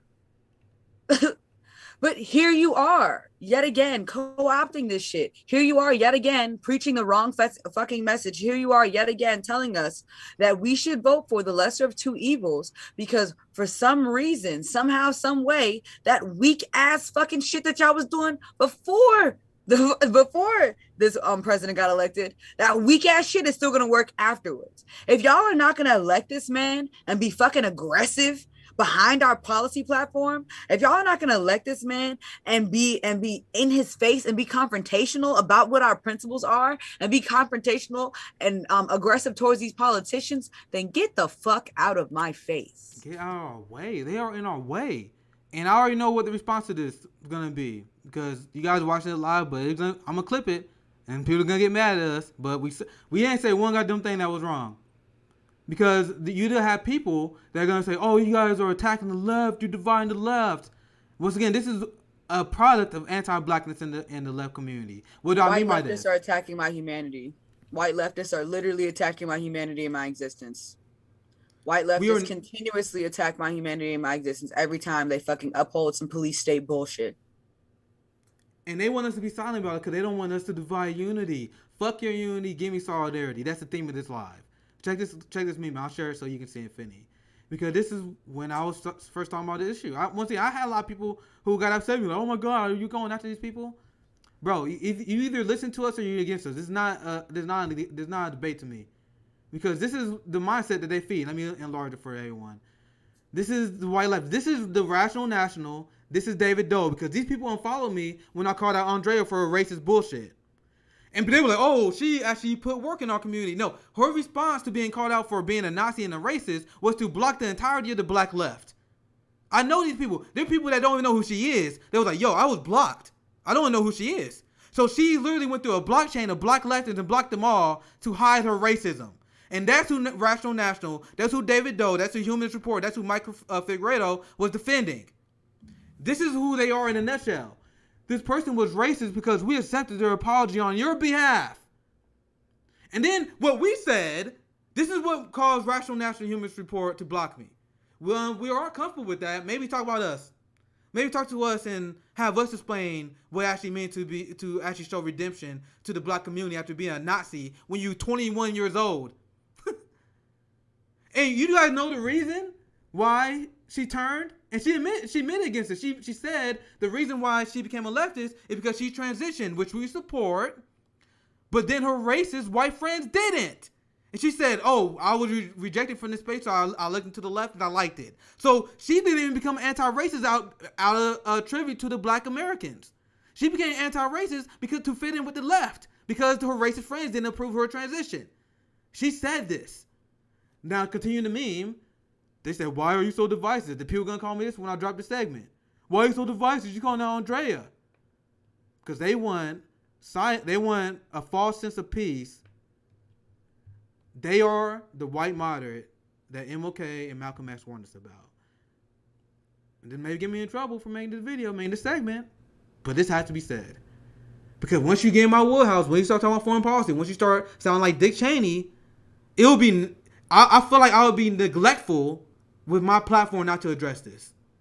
Because I don't cover, like even look at my YouTube channel, look at my Twitter. I don't talk about this motherfucker. I don't talk about these people. They're irrelevant. But now you advocate for U.S. imperialism. Now I have to say something. That's what this is about. This is not about drama. This is about issues. What do we say wrong? I'm gonna get some chats. We almost 2 hours in, but let's see. We probably wrap here in about 10. So, but let's see if we got any good questions. What do you guys think? And I'm asking you guys because we are communing with the community. I can stick around and talk to you guys. I hope you guys enjoyed our interview with 10 Demands. I actually heard a lot of feedback from our community. Because a lot of people they ask for clips more because we do these live streams. And I remember when I used to listen to a lot of these live stream shows, I'll be working, I'll just turn them on. I'll fast forward and it'll be like a 3-hour podcast, but I'll listen to it in pieces. But that's why I usually do what I do. But I understand what you guys say when you guys say I'd rather prefer it in small clips. So you see that CJ, I appreciate they released some clips of the Justin Jackson interview. That's what we want to do more. You're gonna see more of these clips from these shows. I'm gonna have the 10 Demand interview individually clipped.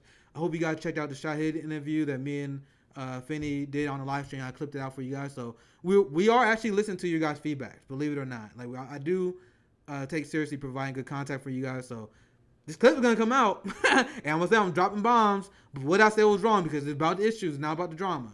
And once you start advocating for CIA talking points on imperialism, once you start sounding like Joe Biden, and I see the Joe Biden Democratic Party dragging you to the right, it'll be negligent for me not to say anything at this point. Yeah, radical leftist agenda said small clips are easy to share. Yeah, we heard your I've only been in this game for a year, guys. I'm learning and trying to get better, and that's what we're gonna do. So you guys can expect some clips here very soon. And I'm asking you guys, we got a decent amount of people watching to end our live today. We're not done though. We actually got like a super episode because CJ is gonna have a conversation with Justin Jackson and Margaret Kimberly later tonight. I think it's at 7 my time, 8 p.m. Damn, I gotta look. But stay tuned. Hit the bell so you don't miss it. CJ will be talking to Justin Jackson and Margaret Kimberly. So we got another live for you guys today. But based on what I said, I mean, I'm focused on the issue. Do you guys have any concerns about what I covered? Any disagreements? Comments? I can stay here a little bit to address some if we have any. Otherwise, we can have a more chill. I want to see what the general response is because I think Voss really went too far on this one. And there's a lot of people that say, "Yo, this motherfucker has to be out, bro." And watch, I'm gonna show you guys what real anti-imperialists are talking about right now. Where my tweet go? Because when he did that video calling out Jimmy Dore when he was talking about us, he was very careful not to mention us because we have history. he was criticizing Jimmy Dore, and he made a criticism based on he made like a snark comment about me, but it wasn't like hardcore or whatever. But his attack on Jimmy was, and this still blows my mind. His attack on Jimmy was a secret right winger. Meanwhile, I accept any criticism if you had Jimmy Dore. I'm not his defender, but I know of his work. Basically, I had to talk to him. He's anti-imperialist. He was debunking the Syria narrative. Meanwhile, Voss sounds like Dick Cheney. So all these people have is projection. He projects Jimmy Dore as a right winger, but you sound like fucking Dick Cheney. You sound like Joe Biden on foreign policy, Mike Pompeo, Anthony Blinken. So, let's see what else. What else is in the news here? Because I haven't. I just had to address it because we did mostly police abolition talk today. Because once again, that's my main topic of discussion: state violence, foreign policy, and the class war. And if you guys listen to that conversation with 10 Demands, I highlighted how broken windows policing, civil asset forfeiture, and those kind of things is part of the class war. The police state is an implementation of the class war. So when you support the Democratic Party and you attack people from the left, on the left, they're not doing it from the left, they're doing it from the right, attacking leftists because we are challenging the Democratic Party that is funding ICE and the police more. So you guys understand why I'm passionate about this? This is why we had to talk about this. You got any thoughts, Tiffany? Right before I dip out of here, I just wanted to say, we can wrap up.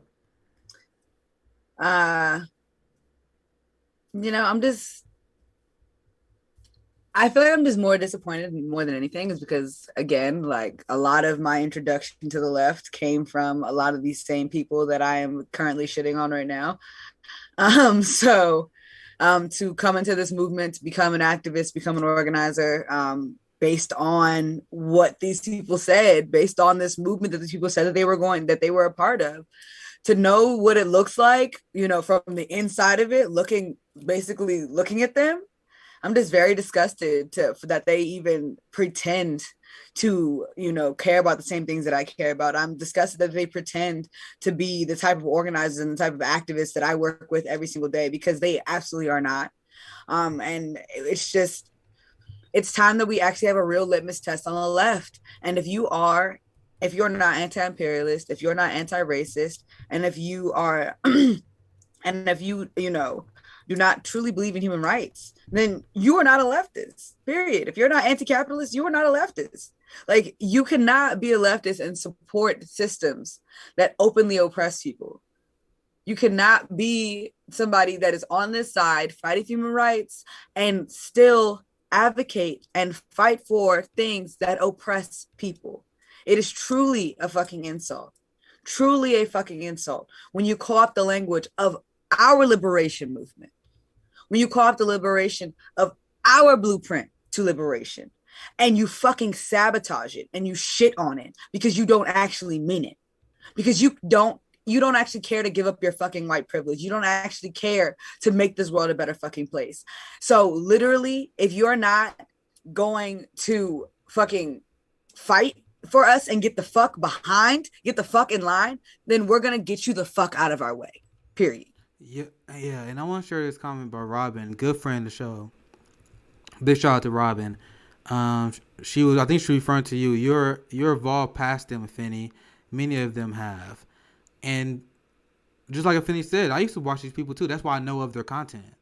And you hear the similar story from a lot of black leftists. And we talk about how I was like, yeah, I watched TYT back in the day. Then I immediately dropped them and a lot of these other content creators because they don't cover black issues. That's what a lot of black leftists said. That's why we crave for help to leftists. That's why we are trying to create this solidarity among black leftists and other people of color. Because there's not no middle spaces. Once again, I listed off the most important YouTubers, the biggest YouTubers. The same left that claims they like, oh, we want to listen to people of color. We want to listen to black women. The most popular shows are Majority Report, Humanist Report, Rational National, Kyle Kalinske, Crystal Ball, Vosh. These are white they're white. And you guys say you want to listen to people of color. So we are giving you guys the option. Here's Fred Hampton Leftists. Here's Sabrina Sabbs. Here's Finney. Here's Jackie Pose and Nerdologics.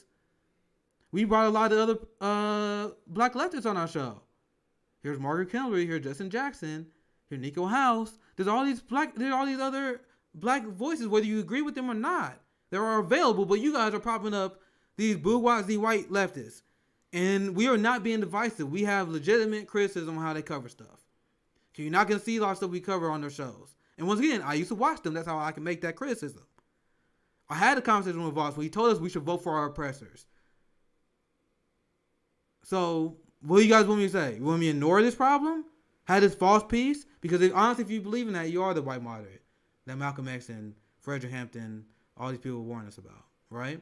Anything else you want to? Actually, I know what I want to do.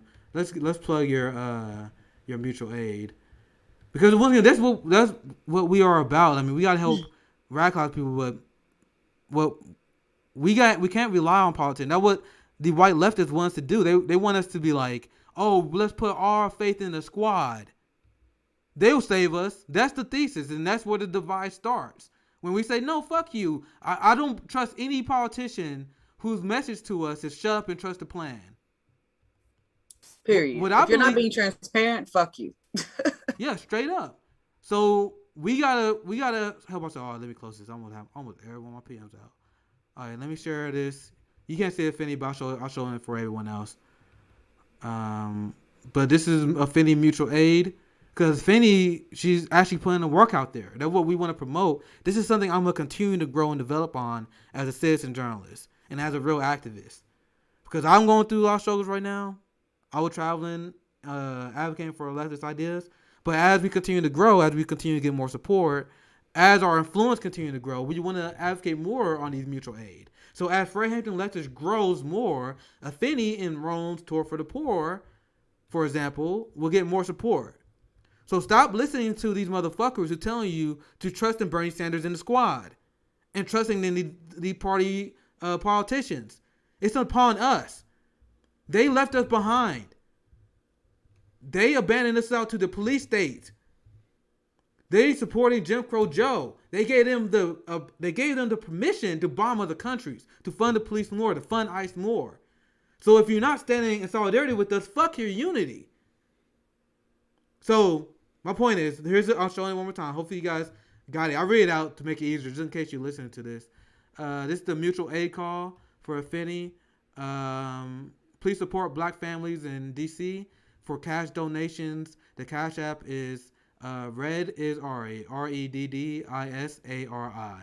So my thing, I don't care about making a lot of money on there. I'd rather support mutual aid. Fuck electoral politics. Why would you spend money on a campaign of a millionaire instead of actually donating to Affinity or Rome? That doesn't make sense. Or a food bank, or to a homeless union. We got homeless unions in Kansas City. Like, these are the things we should be fighting for, because these are actually how you improve people's lives. All the people that spend all that money on Justice Democrats, how many lives have they helped? They got the police more funding. That's what they did. They fought against us for Medicare for All. They said Medicare for All will cure our movement. That's where your donations went. So you can fight for your own struggle. And if you want to engage in that, if you want to donate to campaigns, you got extra money, go for it. But I advocate, if you don't have a lot of money, do you really want to spend that on that instead of mutual aid? You got any final thoughts, Affinity? Final thought is just look out for my podcast. Yes. It's going to be called Facts and Fire. It's going to premiere on July 17th at 12 p.m. It's a Saturday, so some Saturday morning cartoons. But I do have to hop. Yeah, but we call it this. This is a 2-hour show. Thank you for joining us, Finny. And stay tuned, guys, because we have CJ up next, and he'd have Margaret Kimberly and Justin Jackson later on this evening. It'll be a great show. Thank you guys for checking us out. This is Finny.